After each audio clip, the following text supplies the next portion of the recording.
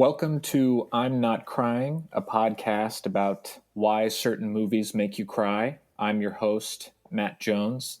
And today joining me is my guest, my dad. Hi. How's it going? It's going fine. I'm looking forward to it. And where are you recording from today? I'm in the office in our house. Is that specifically? Let's say geographically. Okay, I'm in Meadows Place, Texas. Okay, which is kind of broader Houston area. Yeah. Yeah. Broader Houston area, definitely. And what is your name? My name is Mike Jones. Another Mike Diesel production. But you'll never catch Mr. Jones. And living in Houston with that name, do you ever get attention for it? Oh, yes. I've gotten plenty of attention for it. Has there ever been attention for it for probably a couple of decades? It's tapered off a little now. Yeah. Has there ever been a scenario where you've been out and someone has noticed it? Oh, many times. Many times. Oh, yeah. In fact, just recently, there was one. I forgot who I was talking with, but it comes up. It's going to come up when my name is revealed. Yeah, I would say it's happened hundreds of times. I used to have a credit card. I used to have a PayPal card. All my credit cards used the word Michael, but I had one that said Mike. I may still have it, and when I presented it, the people seeing the card would, think, "Oh wow, that's amazing. You're Mike Jones." And I get a lot of it. Yeah, just people saying who and stuff like that. That's the classic. It's still going on, but probably the heyday was a little farther back. And I feel like I have a memory to where we were out at kind of a chain place, like a P.F. Chang's type place, and someone saw the name and wanted an autograph. I don't know if that actually happened. Or maybe it was that you'd signed a receipt and that was it. Could be. They could have had it then, for posterity. But no, to answer your question, lots and lots of times. In fact, I still get it all the time. Oh, excellent. I would hope so. So I want to back up a little bit, and I want to ask, do you remember where we were when I first told you about the idea for this podcast? Yeah. I guess maybe it was when we were at the Frio. Yeah, the Frio River. Yeah. Out near Concan, Texas. Yeah. Yeah. We were at the Frio. I think we were sitting in the river. Yeah, I believe we were sitting in the river. Yeah, sitting in the Frio River out there for a cousin's wedding. And when I told you about the idea for the podcast, do you recall if you kind of had an immediate idea of a movie that you would talk about that's made you cry? No, I'm kidding. I think pretty sure it was Field of Dreams. If you build it, he will come. Field of Dreams. Yeah, you were pretty snappy with that one. Yeah. In fact, I misunderstood the concept at first. I thought maybe someone was going to be shown watching the movie and you would actually watch them cry. But I listened to your first podcast, and yeah, you're nailing it. The one with Jess. The way you're doing it is really, really cool. It's from that's the way a writer would do it. Is you dig into the 1,000 words that go with the picture. Oh, well, that's nice. I may have to, and just for our listeners, I didn't prompt him to say that. It's just genuine praise. Yeah, it is. And so what I'd like to start with is maybe talking about the first time you saw Field of Dreams. Can you give me the circumstances? I don't. I am. To be honest, I don't recall. I undoubtedly it was probably in a theater. It had to have been in a theater, Okay. probably in 1988 when it came out. You came along in 1989, so it was just before you were born. We must have gone to a theater to see it. I'm sure I felt the same way about it then as I always have, but I would say my feelings toward the movie and the emotions that it invokes has probably grown over time. It's one of those things. The more you see it, that. Yeah, I could if I watched it right now, it would probably increase Yeah. the way I feel about the movie. And then a quick note on when it did come out. So it actually did come out in 89. Oh, 89, okay. April 89. So then you probably, which is a banner year, for me, certainly. Yeah. And so that would have been April, May, June, July. You had about 5 months, and then I arrived. Yeah. Yeah. I mean, I would say chances are we saw it before. I'm thinking because it was, I couldn't even tell you how the movie was received at first, whether or not it was a smash hit or a sleeper hit or came on later. I don't recall. It wasn't probably wasn't a super highly touted movie, I don't think. I mean, that's a good question. I think I was going to ask, did having a kid, did that pump the brakes on going out to the movies? Logically, it had to. Yeah, I'm pretty sure. Because your mom and I went to the movies a lot. And everybody went to the movies a lot. When we went and saw E.T. at the Galleria, and we went back 2 days later and saw it again in the same theater. Tell me when it's over! Because we liked it so much. And that was the way, that's what you had to do. We're just a hop, skip, and a jump from, when I was a kid, if you wanted to hear a song, you had to hang out by the radio, unless you went and you wanted to pop the 25 cents for the record. You would have to hang out with your radio and listen for a song. So everything was pretty linear back then, obviously. Okay. Yeah, it was a more linear time. It was a totally linear time. And I think the last movie that I saw twice in theaters actually stars Amy Madigan. Though not Field of Dreams Amy Madigan, Weapons Amy Madigan. Oh, really? Yeah. Okay. Yeah, different role there. My name is Gladys. It's so nice to meet you. Oh, I absolutely love this house. Look, a giraffe. Yeah, I don't. Oh, yeah. I'm noticing the picture on the wall behind you. Yeah.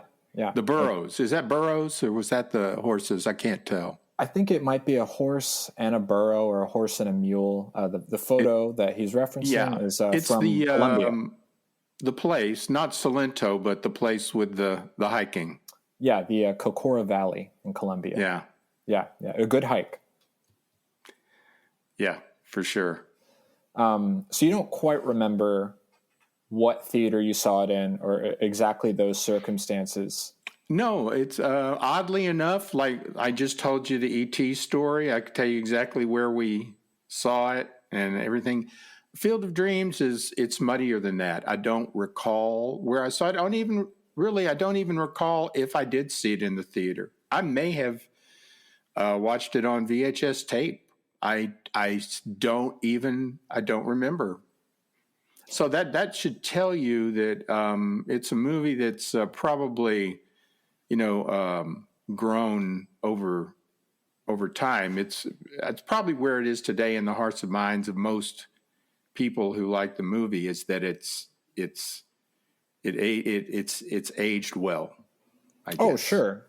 Yeah, I think there are movies that I would say are not that important to me, but I can remember exactly when I saw them, and then there are movies that Yeah. are really important to me, which I couldn't tell you.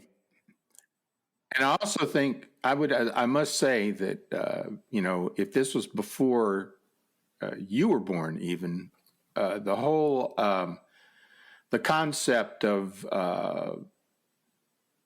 the movie and the son and the father and Ray Kinsella and his dad, it didn't really, it hits home later in life after experiencing those things. Yeah, it's your classic father-son baseball movie. And actually, I was going to say for our listeners who maybe haven't seen it, could you describe what the movie is about? Well, yeah, the movie revolves around a guy named Ray Kinsella, who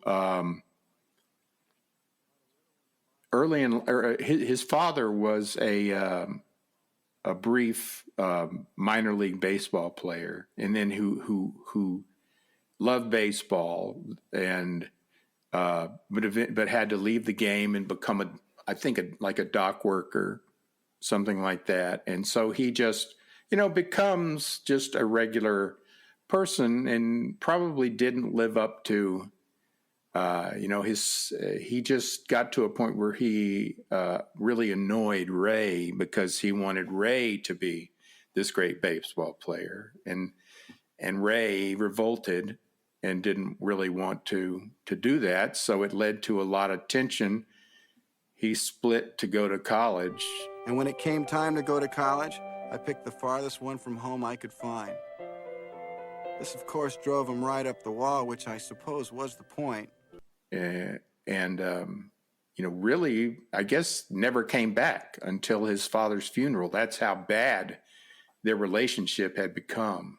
And then so he winds up, getting married, and he has a kid, and they buy a farm, him and Amy Madigan, whose name is Annie in the movie.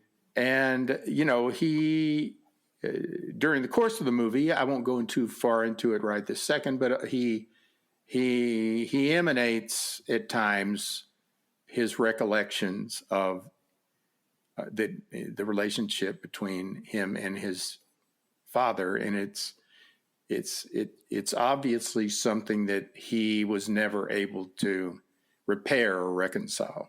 Yeah, yeah. And then he, like you said, he's later in life. He's trying to perhaps reconcile this. And what is that event in the movie? I guess it happens right at the beginning, which I did not remember. That kind of kicks everything off.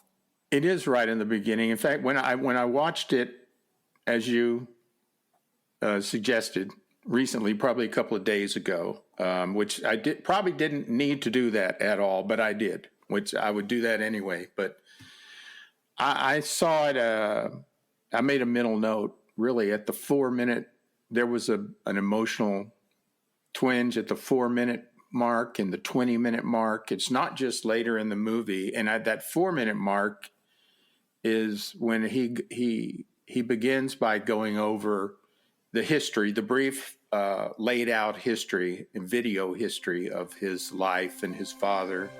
My father's name was John Kinsella. It's an Irish name. He was born in North Dakota in 1896. And then at the 4-minute mark, he says, up until this time, I'd never done an unusual thing in my life or a spontaneous thing in my life. But until I heard the voice, I'd never done a crazy thing in my whole life. And so you got minute by minute notes. Not well. I only made a note of the 4 and 20, and then you kind of conveyed to me that you were going to kind of steer this thing anyway. So I thought, well, I don't want to go. I don't want to get too detailed. But sure. That's the first watermark in the movie is when he gets past that point and he says, up until this time, I'd never done a spontaneous thing or whatever. in my life. And then the next thing you see after that is he's in the cornfield. So I noticed. So I like Watermark a lot. That's really working for me. And I like Twinge. You felt a twinge early. But just to kind of give our listeners a normal baseline, we'll try and translate that into the Baden-Hop-Fletcher lacrimation scale. And so you're familiar with Baden-Hop-Fletcher? I'm familiar with it, but I don't know how solidified it has become to this point. But I do think it's pretty solid way of formulating this thing. I think it's got room to grow and really catch on, but this will be kind of our empirical baseline. So for those who have not heard of Baden-Hop-Fletcher, Dick Baden-Hop and Eileen Fletcher, research couple, 1960s, to relate to the movie, they created a scale to measure lacrimation, or the flow of tears. At the 0 end, you've got stasis, so it's just however you're feeling now or when you're not crying. You've got 1, which is disturbance. That sets the emotional preconditions for lacrimation. You might get a sheen in your eyes. 2 on the scale, and this is a 5-point scale, is called breach. That means lacrimation briefly occurs, minimal discharge, single tear rolling down the cheek. Perhaps you feel a little tightness in your throat. 3 is surge. That is continuous lacrimation. Features changes in respiration. You start to get partial engagement of other muscle groups. But surge is marked by a relatively rapid return to stasis. So even if you have a quick bout of crying, it's over, and then you return to that normal baseline. 4 is called upheaval. That is continuous and fervid lacrimation accompanied by changes to respiration and the engagement and taxation of the full body. So upheaval is a full body experience, and it is marked by no immediate return to emotional stasis. You might find yourself feeling physically exhausted or perhaps mental clarity. And then 5, top of the scale, that is called obliteration, and that is where you experience a profound psychic release that results in a sense of renewal or reemergence. Any filmmaker that gets someone to 5 has probably really accomplished something. 5 is somewhat of a vaunted experience. It's partially probably because people, I think there's a need to want to, to avoid things like a 5. I don't think, you have to people are, kind of like not totally letting go. Yeah, you don't like a full Rod Tidwell. Yeah, I actually at the think end. I might annotate the scale with the Rod Tidwell experience. I think not everyone wants to feel devastated by a movie. It's a rare experience. So when you're talking about feeling a twinge around the 4-minute mark, are we saying that's like a 1, a disturbance? I would say, I would say 4 minutes in when you don't even know what's. In fact, I would think maybe it's the knowing that helps that occur. It if you're seeing the movie for the first time, it might there might not be the 1 or the twinge because it's I know where this is headed. So that really means a lot when he says that. But either way, it's for sure a 1. I would say just a 1, a feeling. Okay. And what's around the 20-minute mark? Oh, the 20.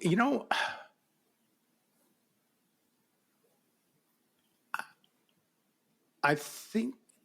Let me think about this. I think the 20-minute mark may have been. I don't recall, but I did note that at the 20-minute mark, it may have been when he decides to pursue the baseball field or something. Something happened then. I wish I could give you. I almost jotted it down, but I didn't. But it's more just a feeling. Yeah. Something I'm trying to place. If when you go in 20 minutes from there. He hears the words. He I don't know. And I would. what are the words of the voice that he hears? Well, the first and most famous words are, If you build it, he will come. Yeah, if you build it, he will come. And I was thinking about watching, because I don't think I had seen this since I was a kid, so it's been for sure a couple decades. But I think there's a real genre of farmer dad who starts to hear a voice or starts to get signs from on high. And one of them is Take Shelter, I think, with Michael Shannon, kind of a bit of a psychological horror. And the other one is Frailty with Bill Paxton. You remember Frailty? oh yeah, Oh, yeah.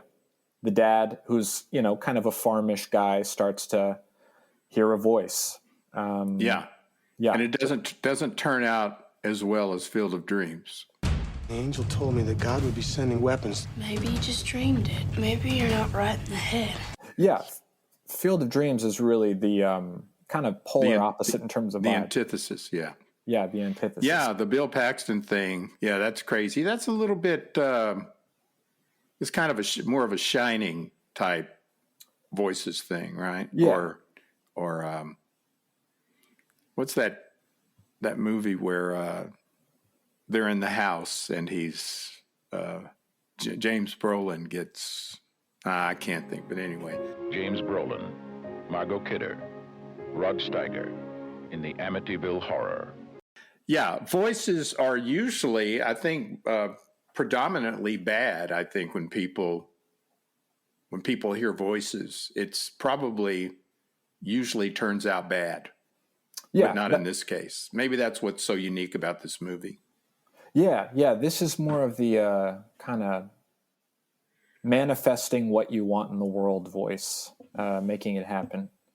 So I feel like we have a particular kind of bit of kismet here talking about this now, because you said the movie came out in 1989. Ray Kinsella in the movie is playing a 36-year-old. I'm 36 now. That feels like a good a sign as any. To back up a bit and maybe talk about... And I'm still alive, which is a bonus. That's true. Plus. Yeah, I would say that's a necessity for the conversation that we're having right now. Although the movie would perhaps tell you otherwise. Can you walk me through your experience with baseball? Is baseball an important sport to you? Yeah, well, definitely. We had a little league when I was young, Dixie Little League, which they would probably be tempted to change the name now if it existed. I don't think it exists. It would just be the league, like just the chicks, the league. Oh, so. Sure. But yeah, it was a very, it was a lot of fun. They made the greatest corn dogs in the world. And, it started out with 3 fields. It was a very integrated league. There was a lot of white flight going on when I was young. And there was actually a little league that we looked at as, down the freeway as more of the white flight league, the all white league. And we were a very integrated league. And because, we stayed in, Pecan Park, and very, very integrated place. But I don't know if that's either here nor there, but it was a very fun time. Really to hear Shoeless Joe Jackson describes all those things, the smell of the grass, I'd wake up at night with the smell of the ballpark in my nose, the cool of the grass on my feet. Doc gives those descriptions about to squint at a sky so blue it hurts your eyes to look at it. Yeah.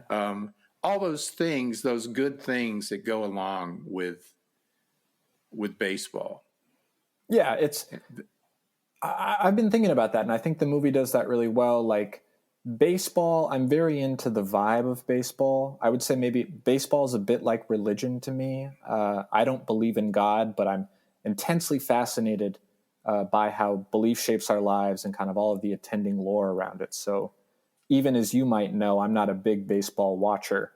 I think its cultural impact is a lot of fun. Even when you guys played baseball, I'm probably considerably more reclusive now, but back in those days, Mom has mentioned to me how we had these wild parties. I scarcely remember them, but they were all related to relationships we had through baseball. Oh, through Little League. Yeah, through Little League. Okay, yeah. That was where all the relationships we had were probably mostly based through Little League, because that's where people got together. And did you ever coach? I did. You did. You coached my team. I did. Yeah, I only coached a couple of your teams. Never Allie, because she was 4 years younger, and she had her own coaches. And Allie is my sister. Yeah. Yeah, your sister. Obviously, yeah, I did. As you well know, I was the coach for the Marlins, your machine pitch team. And I think we only lost in 2 seasons. We only lost 1 game, so that was a lot of fun. Did we ever play as the White Sox?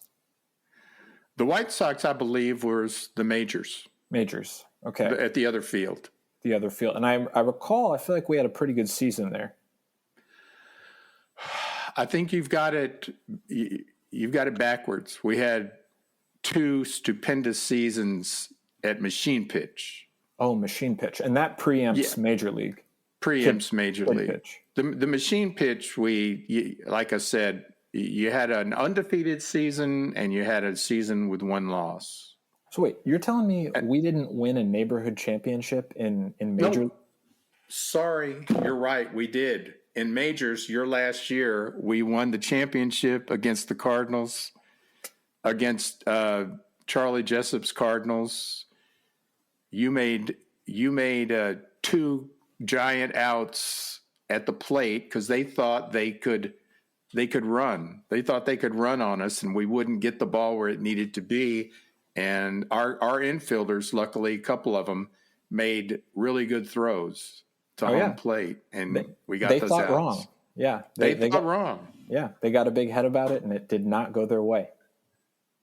They did. Well, you know what? I think they played the odds, because the odds are you're going to get some errant throws, things like that. But no, not with you guys. Yeah, it was a good season. So you played baseball as a kid. Do you remember the first game you went and saw? First Major League game? Yeah, I do. Yeah, I actually was taken to a Colt 45s game by my birth father, Bobby.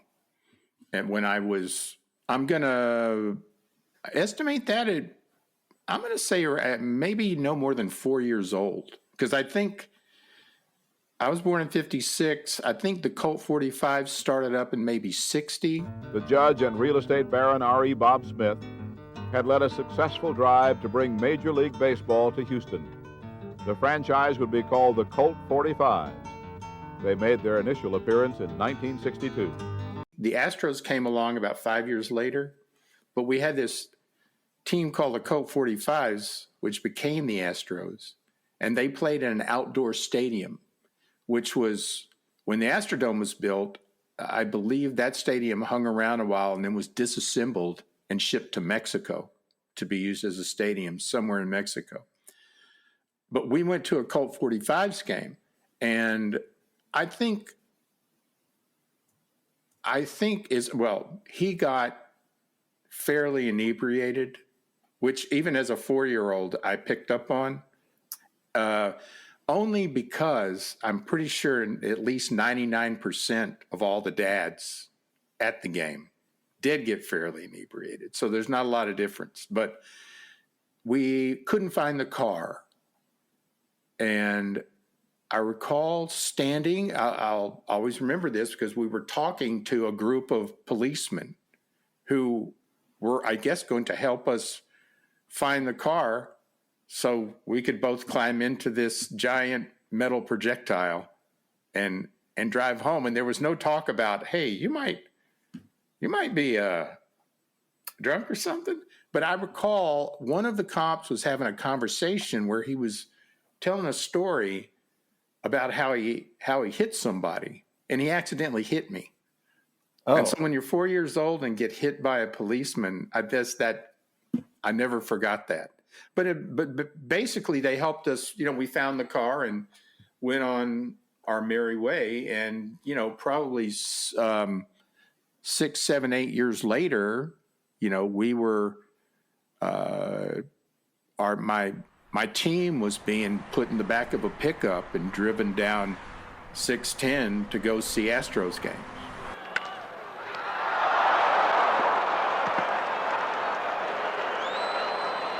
So, you know, that all fits together. That's all stuff you wouldn't see today. Yeah, I would say truck full of kids in the pickup bed on a major highway, probably less likely to see it now. And I think this just points to we used to be a proper country. Well, we used to be, you know, it's those stories about, you know, how did we survive? Yeah. And I imagine, you know, that probably colored your vision of the police. Always skeptical. Well, probably, but I don't know that did it, but yeah, you know. So the Colt 45s, they were a Major League Baseball team? They were a Major League Baseball team. Before that, Houston had a minor league baseball team called the Buffaloes. Oh. And they were a minor league team in the Cardinals organization. They were the AAA team for the Cardinals. Yeah. And I know my family had a friend who became a city councilman for Houston, and he had played a short period of time for the Cardinals and was in a World Series, and he would go around handing out his baseball cards. It was cool. But so he had gone from the Buffaloes to the Cardinals. But at any rate, there's a I don't know if it's still there. There's a Fingers furniture store on the Gulf Freeway. And if you go in there, they've got an area set up with the Buffaloes because they built that furniture store on the site of Buffaloes Stadium. Oh, okay. And there's a home plate in there that was, as I recall, it was in the same spot basically as the original home plate in Buffalo Stadium. But when they built, they dug this giant hole along Loop 610 that you'd drive by and go, there's that $1 million hole they're digging for a baseball park. And eventually that became the Astrodome. The shape of things to come in our national sport as the baseball season gets underway. The spanking new Astrodome is the new $31 million home of the Houston Astros. And the hole was because the field is below ground level. Ah, okay. And I think that's probably one of the keys to having a stadium with a roof is, yeah, you know, they didn't have to build the roof quite as high because they put the field down below ground level. And I think that's the same concept of, I think, Minute Maid Park. You go in and then the field is down lower. Okay. Anyway. Well, you were going to Astrodome games as a kid. Oh, Astrodome. Oh, yeah. As a kid, you could get basically, as I recall, you could get a seat for $1 in the outfield any day of the week. And they did a whole lot of losing for a long time. Yeah, I feel like you've got to have those periods. You know? Yeah. Can't win all the time. No. And so Bobby, and he wasn't Bobby Jones, your dad. No, Homick, Bobby Bobby Homick. Okay. And was he, since we're talking about, essentially, to me, what feels like the quintessential father-son baseball movie, was he involved in baseball with you? No, he was on the outs from early on. Our mom really, things didn't go well with them, and they were out, and he'd had some. He'd had some. You can imagine today. Today I think everybody's got all this data on everyone, and anyone can do a background check and see what you've been up to. Back then, it wasn't really like that, but he had gotten in trouble where he actually wound up in prison. And so even that back then was something that you couldn't really get away from, I guess. So he never really had, a really good job or anything like that. Okay. I think that was probably the problem. He was really, the more, whenever I think about him, he was a cool guy. Okay. Cool in what sense? He was just a cool guy. He could be funny, and he just had a good personality. The problem, I mean, as I have always seen it, was he got in trouble, when he was a teenager, and due to that, he probably never, and you can't have lots of job troubles and eventually go into cybersecurity, today. Not the time for it. Yeah. So yeah, that was probably, as I always understood it, that was the major issue, was probably money with them. So probably, just a lot of couples run into problems because of that. So anyway, he wound up being on the outs, and as you know, my mom remarried, and and then she was married after that for 30-something years. But I do recall during a period when she was separated at first, some guy picked us up in a convertible Cadillac and took us to an amusement park. This is like the Colt 45 story. I just remember this. And then I remember, at the end of that day, that must have been a date where the kid was included. Me. Oh, you mean they were going on a date? They took us, and we went to an amusement park, and it was, quite a day, and the car was nice, and this guy must have been pretty well heeled. And I remember thinking, okay, yeah, let's go ahead and let's go with this guy. All right, let's see what happens. Yeah. But that's all I remember of that. So that must have been during a period where my mom was dating. Okay. And did I meet Bobby?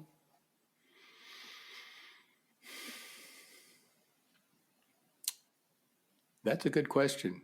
I really don't even know. You met his mother several times, my grandmother on his side. Her name was Annie. Oh, okay. So we've got Annie in the movie, and then Annie is your wife, my mom. And then Annie, our grandmother.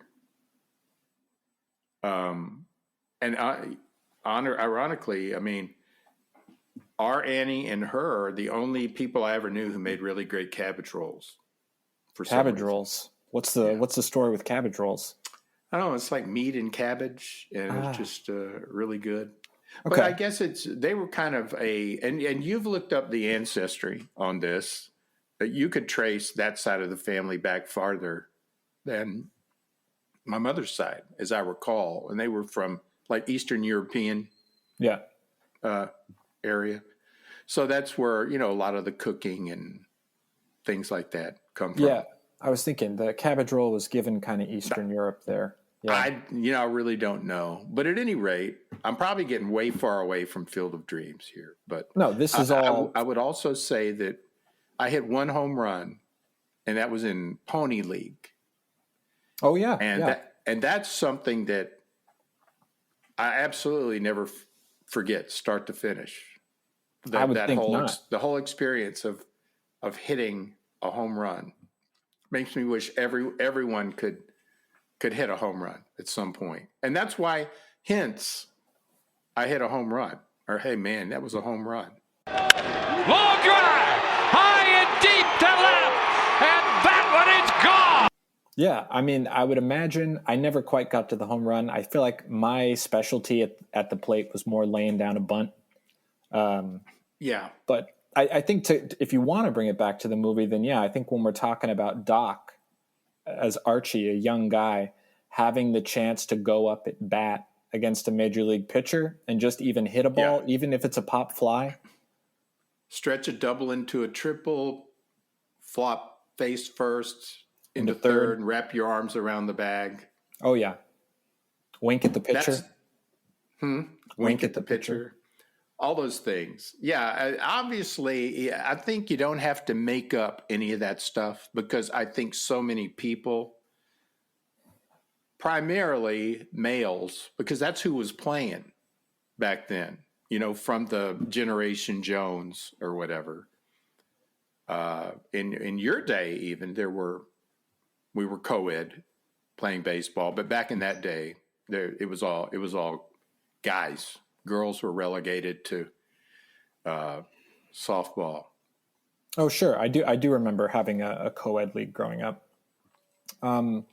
So, you know, you mentioned these first couple twinges or watermarks in the movie. And for me, when I was watching it, I was keyed in. I didn't remember a lot about it. So I was kind of waiting to see what resonated. And I would say I kind of got like the 1-2 punch when Archie Graham has to step off the field to save Karen.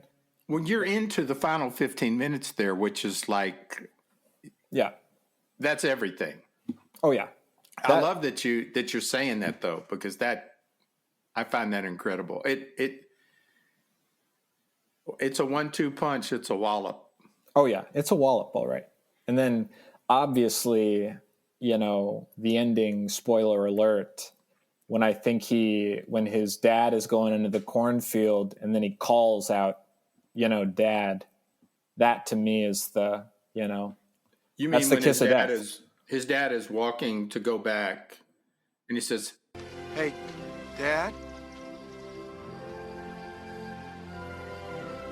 You want to have a catch?"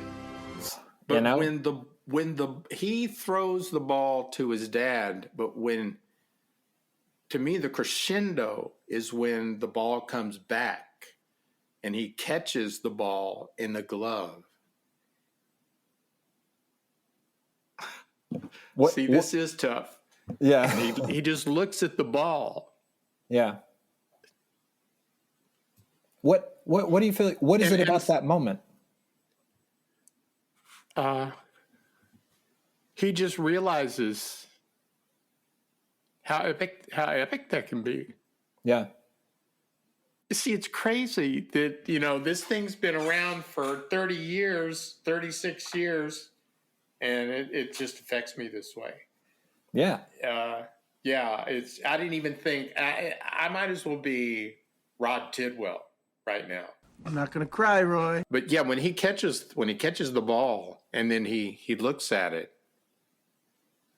and, you know, realizes everything he lost.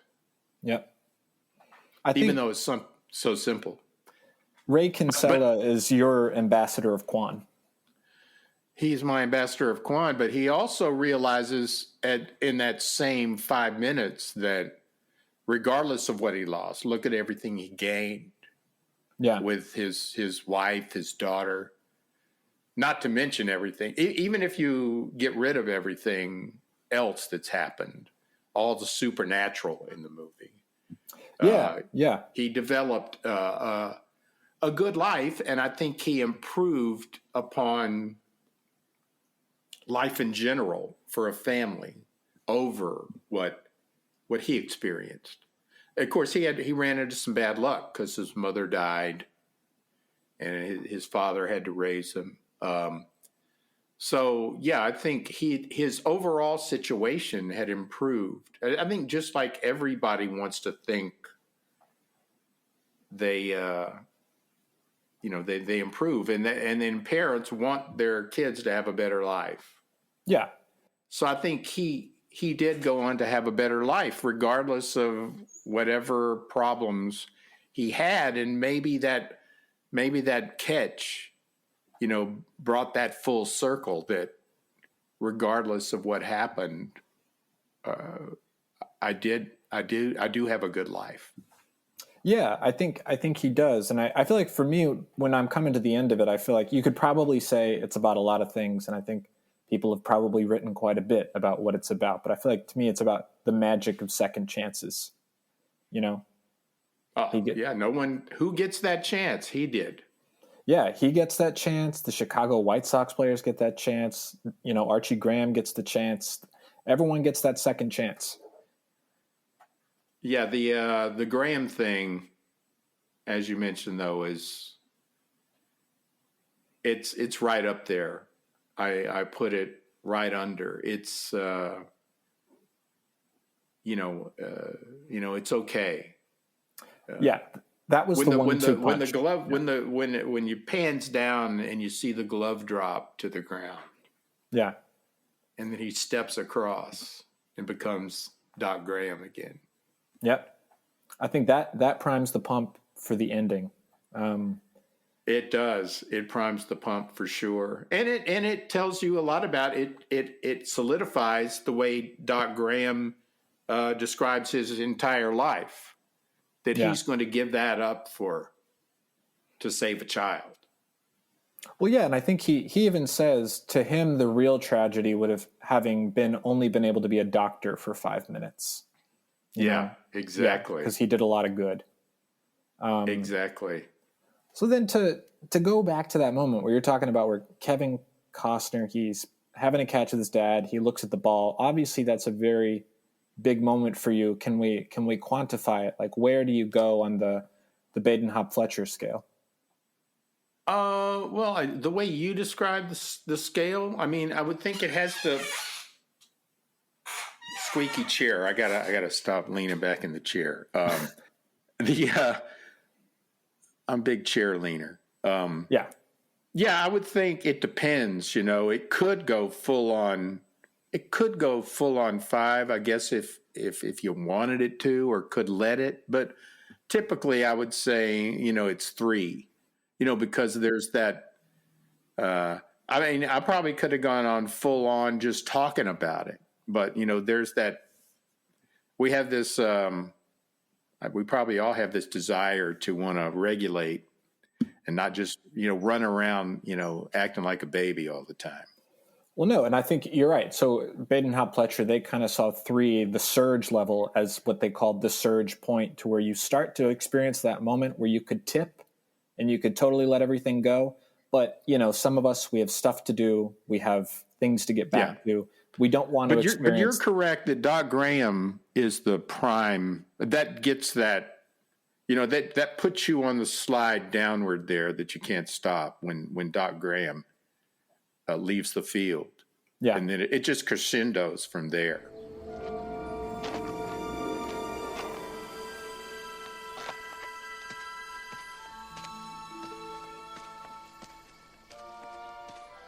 What do we got here? Oh yeah, that whole last 20 minutes. It's like to me, it's the most perfect 15 minutes of movie making that I've ever seen. It's an incredible 15 minutes. I'll say that. It is. Yeah, for something that doesn't involve, action, or I don't know what else. There are various ways that movies can get your attention. Yeah. But this is such a quiet way of completely enthralling to me. Yeah, and I think what I liked about it, it's got that magical realism feel, is that everyone's kind of full bore going along with it. He hears the voice. Amy Madigan is like, sure, let's do this. Let's check it out. There's this kind of undeniable cosmic momentum to it, to where it's just got to happen. And on the flip side, everyone seems so basically calm about the the real manifestation of the ball players. Yeah. They're pretty matter of fact about that. Oh yeah, there they are. Shoeless Joe and all his friends are back, and people, they just accept it. But I do think that reminds me, and back to that, maybe that pre 15-minute time period or sometime around then is the Timothy Busfield. When did these ball players get here? You mean after Doc Graham steps off the field and he becomes a true believer? Yeah. Whatever happens then, he sees. Yeah. It makes him see what everyone else sees, whereas he didn't before. And that's pretty cool. And we're not even touching on, the writer, the guy he goes to. Terrence Mann. Mann. James Earl Jones. James Earl Jones. Yeah. Such a great part in that. And there is the in the car on the way back when he says, well, now we know everyone's purpose here except for mine. Yep. Which he finds out later. Yeah, which he finds out later. And I think there's a number of theories about what that means for when Terrence Mann goes into the cornfield. Yeah, I mean, that's probably all they can. Yeah, you can have a lot of theories there, but nobody really knows. And I'm okay with not knowing. Yeah, I don't know that I need every detail to be ironed out for this movie. Yeah, I think it's pretty incredible that I think Major League Baseball actually held a game there a couple of years ago. I guess they built a stadium around there that was at some. I guess that was an anniversary point or something of some kind. It might have been the movie. Yeah. And then, so my inevitable question is, did you either Bobby or your birth father or Marshall, your stepdad, did you guys play catch growing up? No, not that I recall. Not ever. I may have played some catch with Marshall, but he was really involved with my brothers more, being 4 and 5 years younger. Yeah. That's sort of where, sort of like I coached your teams and then Allie was other people. So he coached their teams, and I don't know if he did anything there or not. I really don't recall. I don't recall playing catch. Not a lot of catch, not much. I don't even recall playing catch. The whole, I feel like the whole kids were. I think they used to say kids are to be seen and not heard or something back then. We just ran around, and parents were far less, as a whole, I would say, far less involved in their kids' lives than they were when you and Allie were kids, and certainly now.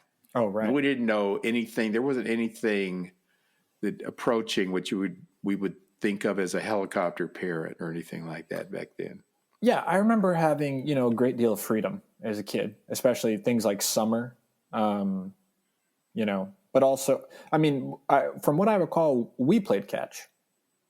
Yeah, of course we did. Yeah. We played catch. Yeah, a lot of backyard. I've always kind of thought that you probably could have had more. I think when you're coaching, when I was coaching a team like of you and the White Sox, I was kind of reticent to put you out there pitching very much because, people think, yeah, nepotism. He's just putting his kid out there to pitch who doesn't throw 60 miles an hour like Kelly O'Keefe, so we really can't have that. But I think that if I could go back and do it over again, it was guys like you who were more apt to just kind of throw the ball strikes. Yeah. It probably could have done better than the ball going all over the place. I had one chance to pitch in senior league where they brought me in, and I had been working on a pitch that was like a sweeper pitch. And I was so determined to get that pitch to work that I think I did probably like walk 4 straight people or something. Whereas if I would have thrown the ball like I did from third to first and probably thrown the ball over, it may have turned out differently. But I think you find there's that desire, I think, that people have in Little League to have these overpowering pitchers. Oh yeah. And for our listeners, Kelly O'Keefe, he was a big guy on the team. I think around that age of Little League, you're getting a bunch of people who are at different stages of puberty.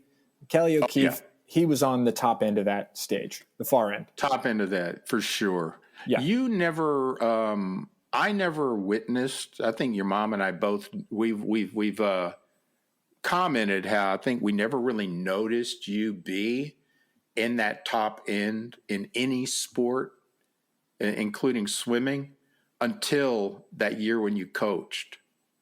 And they said, hey, you can swim too.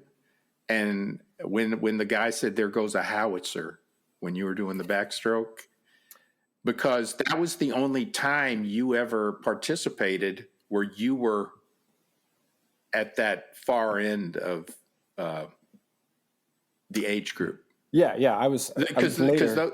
Those make such a big difference. A couple of years when you're 11 years old is huge.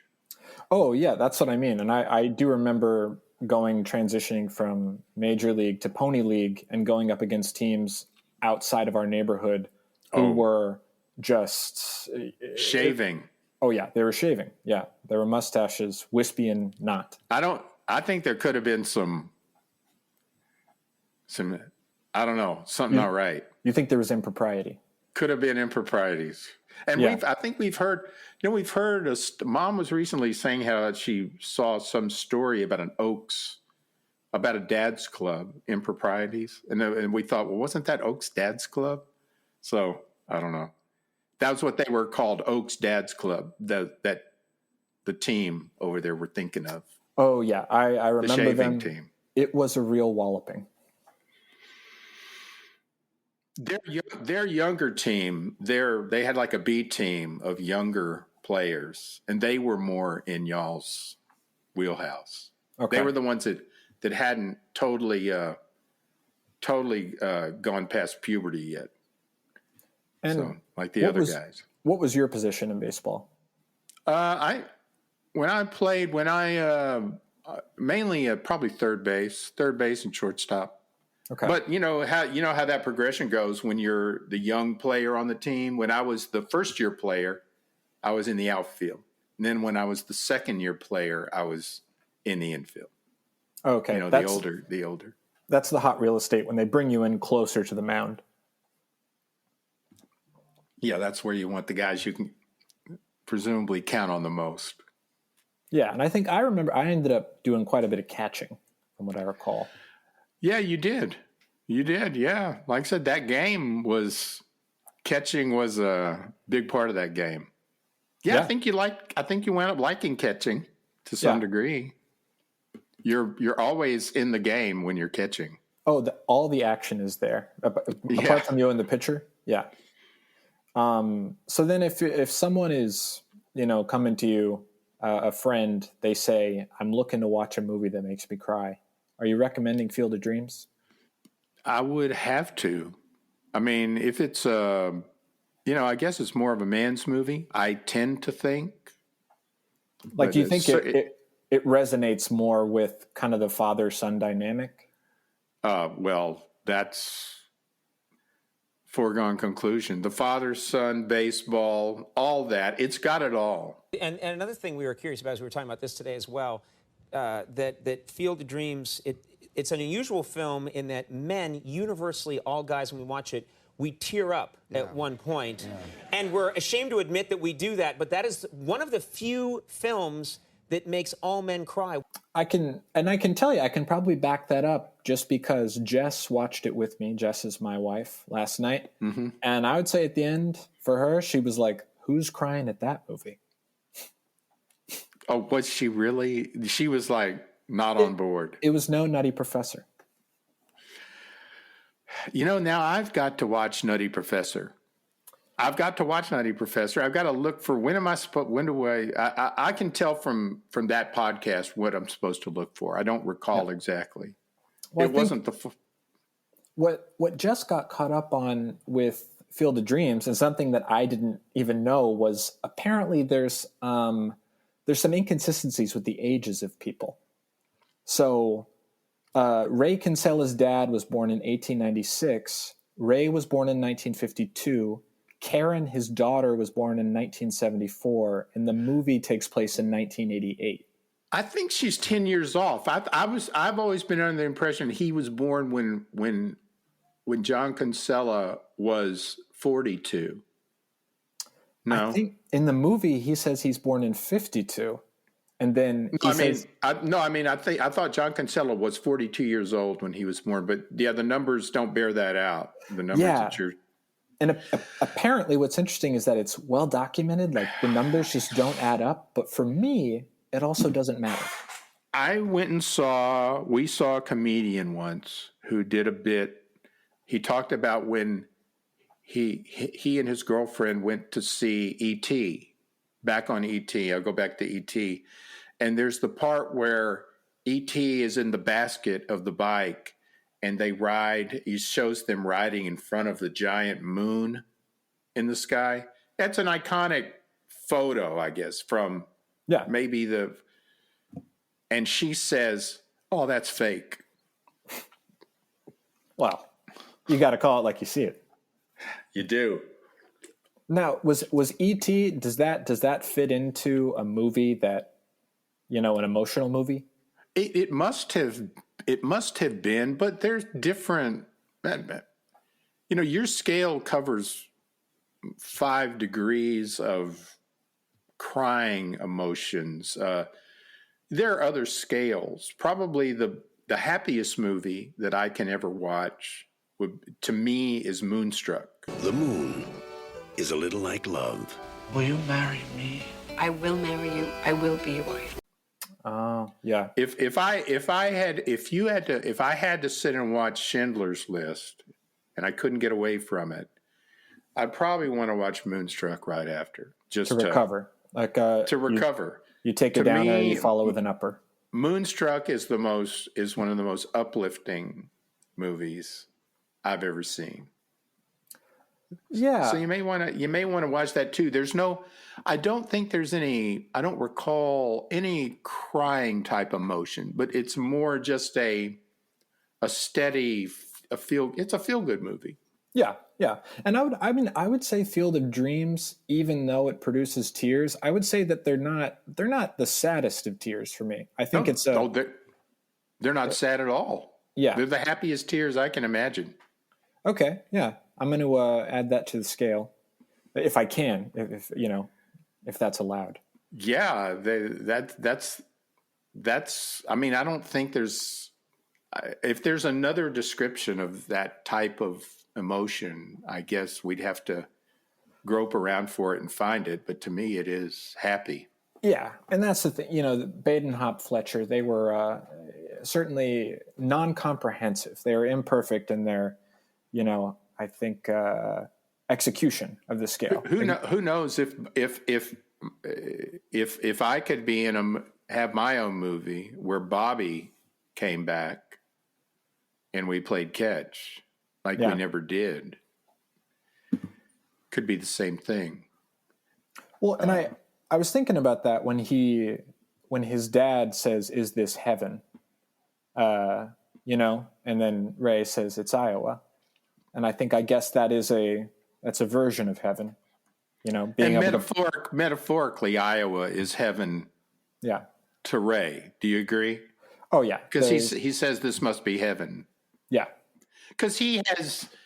I think he probably didn't fully appreciate the life he had either until he had that experience. Then he looks up on the porch and there's Annie and his daughter, and he says, I guess this is heaven. Do you think you've ever uttered the phrase "Texas is heaven"? I don't think I've ever uttered that. Now, what about Frio country? Frio River country? Well, I've heard that called God's country. Of course, in Hondo, they do have the sign that says, "This is God's country. Don't drive through it like hell." Oh, okay. But I've heard it. It's called God's country. Now that I've been around, there was a time when I hadn't seen anything else. I've seen a good deal of other country now, and the Texas Hill Country is certainly not the most beautiful country out there. However, when we last visited the Frio, well, this may have something to do with the fact that it was kind of like a Chamber of Commerce week where all the tumblers fell into place. Perfect weather, perfect river, perfect climate. I don't think I've ever been to the Frio when it was so nice. But it really reaffirmed my feeling about that whole area, that that is the heart of the hill country, and it really is darn nice. The hill country of Texas, the hill country, the country that I love. Well, yeah, every state has its own version of beauty, but having just been back to the Frio River within the last month, I got to say it's premium. Yeah, it's the closest. It's the closest place we have. Yeah, to being. We went to Galveston last week, which we tend to do, and it's a distant second. Yeah, it's certainly a beach that exists. It certainly is. Would you say that is Field of Dreams the best baseball movie you've ever seen? Well, yeah, it would have to be. There have been other, The Natural to me is a great baseball movie. Yeah. The Natural. Have you seen the Natural in a while? I haven't seen it in a while, but I've seen it. Yeah, The Natural it doesn't get to that. What's the name of the scale? It doesn't get the Baden-Hop-Fletcher lacrimation. The Baden-Hop-Fletcher, it doesn't get to there, but there are similarities, and it has the same. It has. I like it, because it has the ending you want it to have, and I have always been a big fan of movies having the right ending. I want to be happy with the ending. Yeah. But yeah, I mean, Roy Hobbs, what a story. So that would be number 2, but there are, other good baseball movies, Well, I gotta say, Field of Dreams didn't grab Jess, but I will say that she was quite taken with Kevin Costner. And so we watched The Bodyguard last night, and I think we've got Bull Durham, which is his other baseball movie, within a year. I would think Bull Durham would probably be really, really hit her well then. Okay. I think she'll enjoy that. Yeah. Yeah, I was going to bring that one up as a good movie. Yeah. So that's not even the only 2 baseball movies he's done, but those are the best. Yeah, I think she really enjoyed Bull Durham. I may have to go back and watch that. I got brains, but you got talent. See this right arm? Worth $1 million a year. All my limbs put together aren't worth 7 cents a pound. What are you talking about? You're a great catcher. I'm a great catcher? Yeah. I'm a great catcher? Yeah, and I think the only place she really draws the line is Yellowstone onward, probably.